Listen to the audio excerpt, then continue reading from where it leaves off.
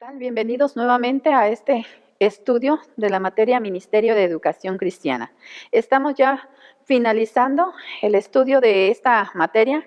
Comenzaremos hoy la octava unidad que se titula así, El futuro de la educación cristiana.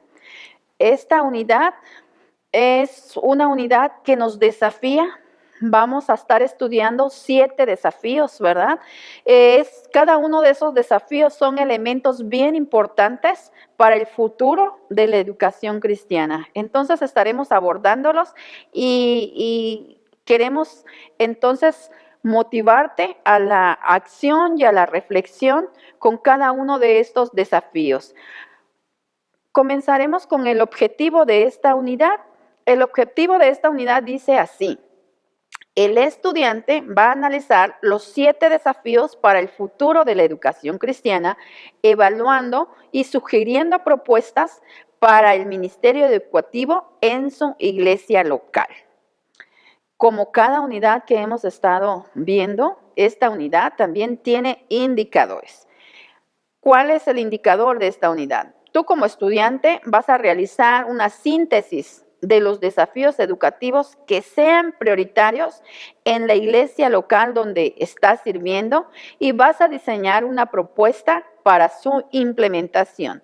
Cuando tú conozcas entonces estos desafíos, tú vas a evaluar en tu iglesia y vas a decidir si realmente a tu iglesia está siendo retada o desafiada con ese desafío, y entonces tú vas a sugerir a tu iglesia una propuesta para poder mejorar la educación cristiana con esa propuesta, y de esta manera la educación cristiana vaya adelante, ¿verdad? Esta es una unidad bastante motivante, y vamos a tener dos sesiones o 3 sesiones más, ¿verdad? Acerca de esta unidad que resulta bastante desafiante, porque trata de eso, el futuro de la educación cristiana. Y el futuro de la educación cristiana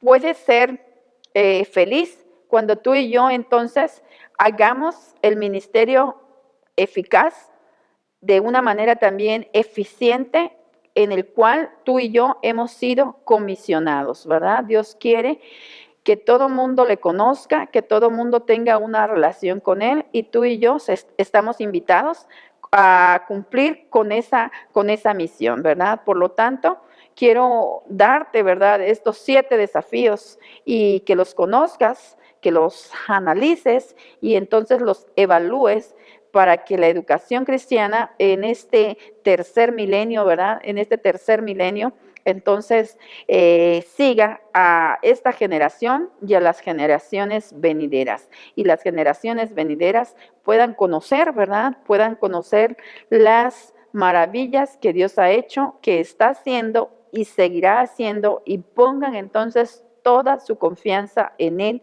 y no se olviden. Entonces, veamos cuáles son esos 7 desafíos. Primero abordaremos los primeros 3 y luego otros 3 y finalmente el último.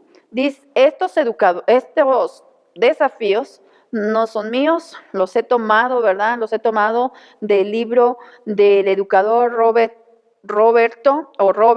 Pazmiño, en su libro titulado, ¿verdad?, Dios nuestro Maestro, en inglés se llama así, Good Old Teacher, Dios nuestro Maestro, y presenta 7 desafíos para la iglesia local con respecto al futuro de la educación cristiana.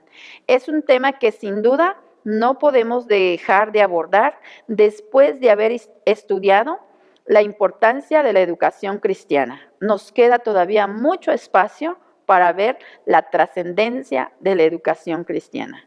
Los primeros discípulos hicieron o cumplieron la misión que Dios les dio, y por eso tú y yo estamos aquí y tenemos una relación con el Señor, porque ellos hicieron su trabajo, hicieron su misión. Tú y yo todavía podemos trascender cuando nosotros hagamos, ¿verdad?, la misión para la que hemos sido entonces llamados. El ministerio de la enseñanza relacionado con el futuro se puede comparar con el trabajo de un centinela o el de un atalaya. Un pasaje de la Escritura que describe la responsabilidad del discernimiento y de estar alertas es Ezequiel 33, 1 al 9, donde Ezequiel se identifica como atalaya que oye la voz de Dios y alerta al pueblo de Israel. La responsabilidad del centinela en la educación es cuestión de la mayordomía de la gracia de Dios. Santiago 3:1 enfatiza esa responsabilidad. Santiago dice así: hermanos míos, no os hagáis maestros muchos de vosotros, sabiendo que recibiremos mayor condenación. El siguiente versículo enfatiza que todos cometemos muchos errores. Ciertamente, la gracia de Dios se aplica a la enseñanza como a todas las áreas de la vida y el amor, ¿verdad?, cubre multitud de pecados. Sin embargo, los maestros necesitan de la sabiduría divina del Espíritu Santo para ministrar de manera efectiva con discernimiento y vigilancia para así invertir sus vidas en las generaciones presentes y las del porvenir. El Salmo 127:1 dice, nos provee, ¿verdad?, un recordatorio necesario para aquellos que sirven como centinelas. Si Jehová no guardare la ciudad, en vano vela la guardia. Adicionalmente, a los maestros fieles se les anima a esperar y a buscar a Dios en sus vidas personales. Dice el Salmo, mi alma espera en Jehová más que los centinelas a la mañana, más que los vigilantes a la mañana. El Salmo 136. Cuidando al futuro también implica guardar y ser buenos mayordomos en relación con la tarea de educar que Dios nos ha dado.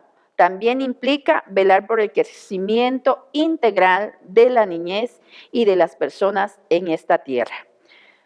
Pazmiño nos dice así, que nosotros los maestros, ¿verdad?, somos centinelas, como se llama allá Ezequiel, ¿verdad? Ezequiel allí en Ezequiel, ¿verdad? Capítulo 33 del 1 al 9, él se identifica como un centinela o un atalaya. Y acá este pasaje a mí me llama la atención porque este pasaje dice que el centinela o el atalaya tenía que tocar trompeta, está en el contexto de guerra, que venía la guerra y los enemigos iban a atacar. Entonces el centinela tenía que prevenir, dar aviso, ¿verdad?, al pueblo de Israel para que el pueblo de Israel supiera cuándo el enemigo venía y pudiera escapar, ¿verdad?, se puede decir, de aquella invasión o de la muerte. Entonces, si el centinela tocaba trompeta, porque así dice el pasaje, si el centinela tocaba trompeta y alertaba al pueblo, entonces el pueblo podía escapar, ¿verdad? Escapar ahí pues de morir, de la muerte. Pero si el centinela se dormía y no hablaba, no tocaba trompeta, no daba aviso, el pueblo entonces podía padecer, podía hasta morir. Entonces al centinela se le da la responsabilidad de escuchar la voz de Dios y alertar al pueblo acerca de las calamidades que vendrían. Y si el pueblo escapaba y escuchando la voz del centinela o la alerta del centinela, entonces el pueblo sería bendecido y tendría la oportunidad de escapar. Y entonces este pasaje dice que si el pueblo o el hombre no escuchaba, aun cuando el centinela había dado la alerta o había anunciado el peligro, entonces Dios no le iba a demandar al centinela, sino que el pueblo sería entonces el responsable. Pero si el centinela se le ha dicho que debe dar alerta y no lo hace, entonces Dios iba a demandarle al centinela la vida de aquellas personas que habían padecido, porque entonces él no había dado alerta, no había advertido. Por eso es que allí Santiago también dice, no os hagáis muchos de ustedes maestros, sabiendo que recibiréis mayor condenación. Esto tiene que ver con que nosotros debemos estar advirtiendo, debemos estar alertando, debemos estar abriendo nuestras bocas, ¿verdad? Para contar la historia redención, porque el mundo está viviendo en pecado. Porque hay pecado, entonces debemos alertar al hombre y decirle que tiene la oportunidad de reconciliarse con Dios. Debemos decirle al hombre que hay salvación para él, que puede salvar su vida y tener una relación con nuestro Señor Jesucristo, porque Él ha sido enviado por el Padre. Y está hoy en día el Espíritu Santo, ¿verdad?, actuando en las vidas del ser humano, en la vida del ser humano para convencerle, ¿verdad?, de pecado y de justicia. Entonces, maestros, es nuestra responsabilidad advertir, enseñar, instruir para que el pueblo entonces pueda ser salvado. Entonces, vamos a abordar, ¿verdad? Vamos a abordar los desafíos de la educación cristiana hoy en día. Y entonces empezaremos con el primer desafío. Quiero retomar, ¿verdad?, que estos desafíos fueron tomados del educador Roberto Pazmiño. Dice que en 1996 varios colegas de Roberto Pazmiño participaron en una conferencia para hablar sobre el futuro de los educadores cristianos. Un documento final fue redactado en la conferencia e identifica 7 mandatos para un avivamiento en la educación cristiana. Y estos mandatos son los desafíos: ser relacionales en vez de institucionales, ser relevantes, tener un fuerte liderazgo, tener la historia del evangelio como el centro del mensaje, cooperar, innovar, tener claridad de misión y visión. Después de revisar el documento, ¿verdad?, de la conferencia, involucrarse en el estudio bíblico, compararon estos desafíos con los pasajes en la Biblia que se encuentran en Apocalipsis, en el libro del Nuevo Testamento, que los cristianos consideran cuando deciden entonces explorar el futuro. Esos pasajes se encuentran ahí en Apocalipsis capítulo 2 y 3, donde hay un mensaje dirigido a las iglesias que estaban situadas en Asia. Dice que Apocalipsis es un libro que palpita con la conciencia del Jesucristo vivo y presente en la vida de las iglesias locales. Se le describe allí en Apocalipsis a Jesús como el Señor de las iglesias, de estas iglesias. Al estudiar Apocalipsis, se descubrió, ¿verdad? Roberto Pazmiño descubrió un paralelismo muy significante entre cada mandato y el mensaje escrito a las 7 iglesias. Mientras reflexionaba Roberto sobre estos mandatos, también se sorprendió de la aplicación contemporánea dada a las 7 iglesias del Apocalipsis. Estar alertas y vigilantes nos llama entonces a discernir la presencia del Señor resucitado en la vida de las iglesias y en sus diversos ministerios hoy y en el futuro. Un pensamiento significante del trabajo visionario de esta conferencia fue que para poder dirigirse hacia el futuro de la educación cristiana, los cristianos necesitan empezar, continuar y terminar en la revelación bíblica. Esta lección da respuesta a esta pregunta: ¿cómo pueden las personas de fe responder a las invitaciones del tercer milenio en una manera fiel a la tradición cristiana? Las escrituras entonces sirven para revelar nuestras muy apreciadas perspectivas. La siguiente entonces discusión acerca del valor de regresar a la fuente bíblica, siguiendo siempre un acercamiento inductivo, uno que empezó explícitamente, ¿verdad?, con el estudio de estos pasajes que se han mencionado en Apocalipsis capítulo 2 y capítulo 3, donde Juan dirige, ¿verdad?, un mensaje, bueno, Dios a través de Juan, un mensaje a las 7 iglesias de Asia. Comenzaremos entonces con el primer desafío para el futuro de la educación cristiana, que en nuestras iglesias locales debemos entonces de manera prioritaria y necesaria considerar. El primero de ellos se llama así, las relaciones en la educación cristiana. Debemos ser relacionales contra institucionales. Las relaciones en la educación cristiana. Debemos ser relacionales contra institucionales. El mensaje a la iglesia en Éfeso es recordar su primer amor y restaurar su relación con Dios. Pero dice una parte, el versículo, creo que es el versículo 4, en esta iglesia de Éfeso, siempre cuando estamos leyendo el mensaje a estas iglesias, siempre hay se puede decir que hay un halago a la iglesia, pero también hay una crítica. Tengo esto contra ti en varios de esos mensajes a las distintas iglesias que estaban allá en Asia, ¿verdad? Lo que hoy conocemos como Turquía, es esa zona, ¿verdad?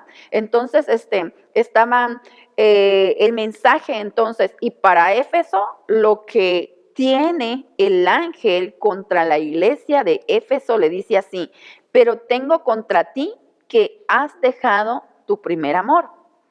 Esta relación, ¿verdad?, se modela en la Trinidad y está disponible por medio de Cristo a todos sus seguidores. Es decir, el mensaje a la iglesia en Éfeso es recordar su primer amor y restaurar su relación con Dios.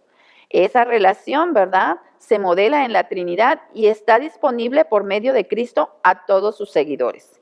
En el caso de la iglesia en Éfeso, era necesario el arrepentimiento para restaurar la relación. Entonces, el arrepentimiento es necesario por la presencia del pecado. A esta iglesia se le halaga por muchas cosas, ¿verdad? Se le elogia, pero se le critica, o la crítica es que ha dejado su primer amor. Su relación con el Señor está quebrantada. Estaban haciendo muchas obras, pero su relación con Dios estaba quebrantada. Se habían olvidado de su primer amor. Como ocurre en muchas iglesias, estamos enfocados en las obras que nos olvidamos del Señor de la obra. Es lo que estaba pasando en esta iglesia de Éfeso. Entonces, relacionando esto a la educación cristiana, existe una gran hambre de experimentar relaciones positivas en la cultura en general. La oferta educativa provee una ocasión para que las personas desarrollen cierta confianza dentro de los grupos pequeños formados por aquellos que buscan seguir a Jesús. La iglesia cristiana ofrece una oportunidad de desarrollar un sentido de comunidad más allá de las generaciones dentro de una sociedad separada por edades. Los maestros pueden ser equipados para desarrollar vínculos de cariño, de afecto, más allá de los tiempos de la educación formal, al fomentar el aprendizaje formal e informal. Vivimos en un mundo institucionalizado. Sin embargo, dentro de esas instituciones, las relaciones de amor marcan la diferencia y sostienen la vida como es la intención de Dios. Entonces, este primer desafío en la educación cristiana, para que la educación cristiana vaya adelante y siga alcanzando a más generaciones para Jesucristo, nos invita a ser más relacionales versus institucionales. La gente hoy está deseosa de amor, hay un hambre espiritual y está deseosa de relaciones profundas, y la mejor relación que pueden tener las personas es esa relación con Dios a través de nuestro Señor Jesucristo. Como maestros, como centinelas o atalayas, debemos entonces fomentar esas relaciones dentro de nuestros grupos en la iglesia y fuera de nuestros grupos. Las relaciones personales hoy en día son pertinentes y necesarias. Por eso, la filosofía del diálogo está basada en eso, en las relaciones interpersonales mientras estamos entonces enseñando y aprendiendo. Debemos de fomentar las relaciones. Las instituciones necesitan ser relacionales. Las personas que forman las instituciones necesitan relacionarse. Entonces, la educación cristiana debe proyectarse a la sociedad buscando establecer relaciones con aquellas personas que todavía, ¿verdad?, no conocen al Señor, porque ellas están deseosas de establecer relaciones profundas. Y la mejor relación es esa que nuestro Señor Jesucristo quiere tener con cada uno de nosotros. Entonces, este desafío nos invita a ser relacionales en vez de institucionales, y es el desafío a la iglesia de Éfeso, que no debe de olvidarse de su primer amor, sino que debe de volver y arrepentirse, ¿verdad? Y hay una recompensa cuando la iglesia entonces se arrepiente y vuelve a Dios. Entonces, nosotros debemos ser relacionales, primeramente fomentar, cultivar nuestra espiritualidad y al mismo tiempo buscar la armonía con nuestro prójimo. El siguiente desafío se llama así: ser relevantes en la educación cristiana. Y este desafío es presentado a la iglesia de Esmirna. Esta iglesia de Esmirna, ¿verdad?, se le admira porque está realizando un buen trabajo, es fructífera. Pero el mensaje a la iglesia de Esmirna, que se encuentra ahí en Apocalipsis 2, del 8 al 11, es ser fructíferos aún frente al sufrimiento y la muerte. A esta iglesia se le dice: no temas en nada lo que vas a padecer. He aquí, el diablo echará a alguno de vosotros en la cárcel por 10 días para que seáis probados, y tendréis tribulación, pero sé fiel hasta la muerte y te daré la corona de vida. Relevancia en el mundo de hoy nos llama a reconocer y a identificarnos con el sufrimiento de otros. Esta iglesia de Esmirna, había uno de los grandes mártires, o conocido como uno de los grandes mártires, que era obispo de ahí, y fue Policarpo. Policarpo trazaba su sucesión, o fue discípulo de Juan, ¿verdad? Y él era obispo de Esmirna.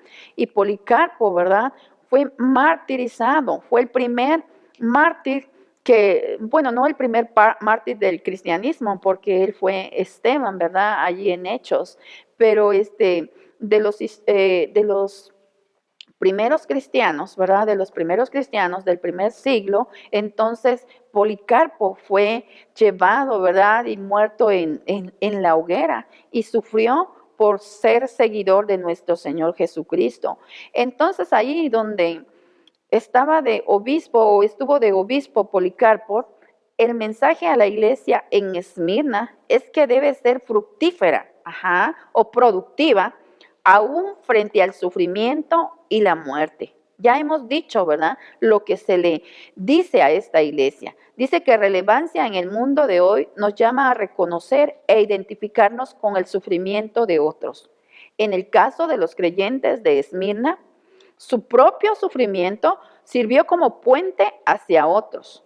La sabiduría popular sugiere que el sufrimiento compartido es medio sufrir, y el gozo compartido es doble gozo.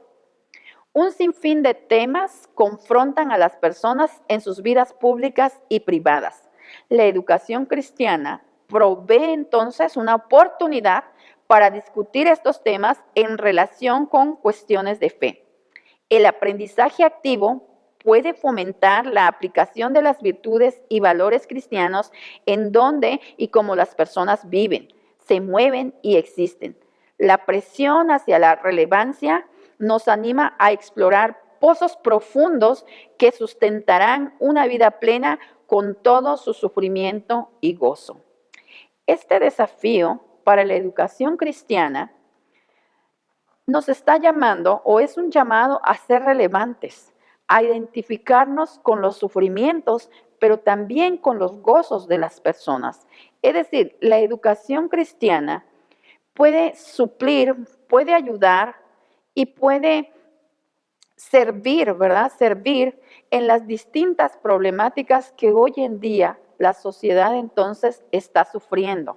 Y la educación debe estar ahí para identificarse y ayudar en esas problemáticas. Ya hemos mencionado esa situación, ¿verdad?, que vivimos los latinos y que son nuestras oportunidades de servicio. Entonces debemos de ser relevantes, identificarnos y mostrar que verdaderamente estamos con ellos y sufrimos con ellos, ¿verdad? Y sufrimos con ellos y ayudar a aliviar ese sufrimiento. Y nosotros sabemos quién es el remedio para ese sufrimiento. Y nosotros podemos traer ese mensaje que traiga, ¿verdad?, gozo a sus vidas. También dice que debemos identificarnos con sus gozos. Hay muchas fiestas, hay muchas cosas que podemos celebrar en nuestras culturas y también debemos de participar de ellas. Me refiero específicamente, por ejemplo, hay muchos cristianos, ¿verdad?, que no quieren participar celebrando nuestras fiestas patrias y nosotros también debemos de compartir y debemos de celebrar eso. Nosotros debemos identificarnos con la sociedad, con sus sufrimientos, sí, pero también con sus gozos.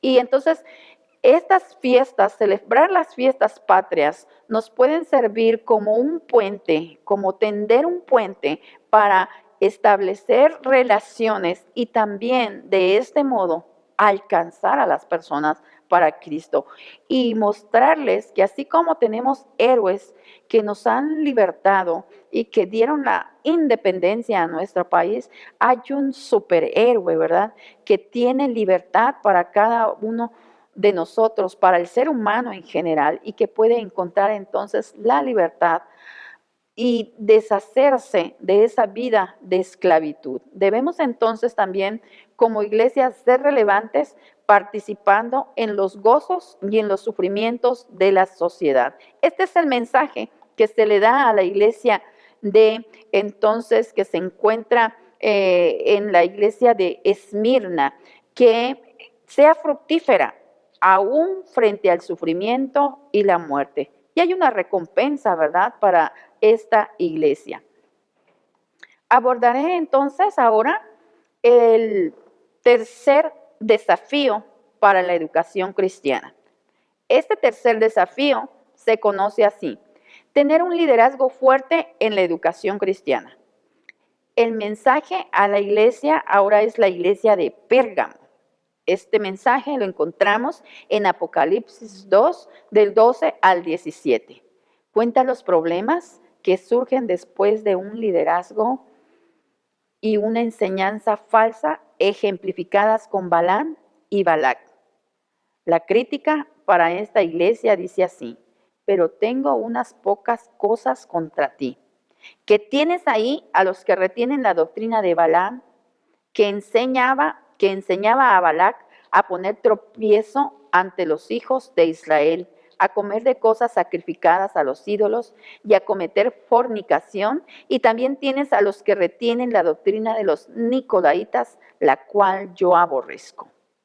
El mensaje entonces a la iglesia de Pérgamo cuenta los problemas que surgen después de un liderazgo y una enseñanza falsa, ejemplificada en Balaam y Balac. La opción implícita es identificar y apoyar a los líderes fuertes que hagan una diferencia positiva en todos los ministerios, incluyendo entonces aquellos de la educación cristiana. La iglesia entonces de hoy en día debe de identificar el liderazgo fuerte, el liderazgo que ha echado sus raíces en Jesucristo. Y entonces confiar a ellos los ministerios, los distintos ministerios de la iglesia, inclusive, ¿verdad?, los ministerios educativos, que es el área en que estamos entonces estudiando. En la mayoría de las iglesias, una prioridad en la agenda educativa es el desarrollo del liderazgo. Siguiendo el ejemplo de Jesús, los ministerios del mentoreo y discipulado son claves para sostener una comunidad de fe llena de vitalidad. El primer paso para equipar a las personas para que sirvan en la iglesia reunida y esparcida en el mundo es identificar sus distintos y variados dones y habilidades y capacitarles para su misión en la iglesia, específicamente en el ministerio educativo.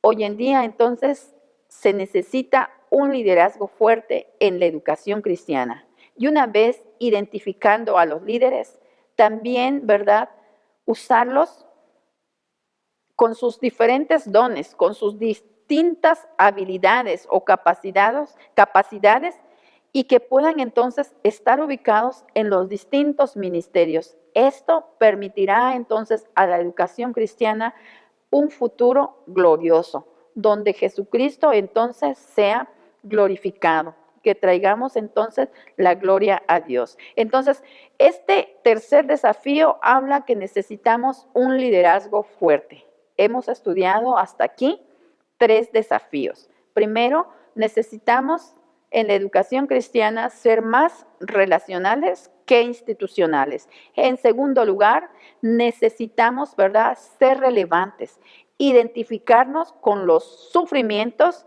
y con los gozos de las personas para traer la presencia de Cristo a sus vidas. Y en tercer lugar, necesitamos entonces nosotros un liderazgo fuerte que pueda entonces dirigir a la iglesia y sobre todo dirigir el ministerio de educación cristiana, de tal manera que la iglesia, ¿verdad?, pueda ir adelante. Y para tener un liderazgo fuerte necesitamos el mentoreo y el discipulado. El discipulado es el modelo esencial que Jesús dejó a la iglesia, ¿verdad? Que Jesús dejó y ordenó a la iglesia para que la iglesia cumpliera su misión. La reproducción de discípulos y después de liderazgo, porque si hay discípulos, hay líderes, solo se va a llevar a cabo cuando la iglesia realmente cumpla con la tarea entonces de hacer discípulos. Si queremos liderazgo, tenemos que hacer discípulos y tenemos que establecer un discipulado, ya sea personal, ¿verdad?, o grupal, así como el modelo que nuestro Señor Jesucristo nos dejó. Entonces, un discipulado en donde los discípulos permanezcan con Jesús, anuncien, ¿verdad?, anuncien el Evangelio de Jesús y sigan haciendo discípulos a todos los pueblos y a todas las naciones. Entonces, eso nos va a proveer un liderazgo fuerte en nuestras iglesias locales. Y esa fortaleza de ese liderazgo se consigue mediante una relación con nuestro mentor o nuestro ayudador, como lo hemos mencionado durante todas estas clases, ¿verdad? El Espíritu Santo, quien es nuestro mentor y nuestro ayudador. Y siempre como maestros, como líderes cristianos, tenemos que estar trabajando en colaboración y en conexión con nuestro mentor, el Espíritu Santo, para que la educación cristiana entonces pueda tener líderes fuertes y responda a las expectativas del tercer milenio. Te dejo entonces con estos 3 desafíos: ser relacionales, ser relevantes y contar con un liderazgo fuerte en nuestras iglesias locales. Este es el mensaje a estas 3 iglesias, a la iglesia de Éfeso, a la iglesia de Esmirna y a esta última iglesia que es la iglesia entonces de Pérgamo, ¿verdad? Estos 3 desafíos que también son desafíos para hoy en día en nuestras iglesias.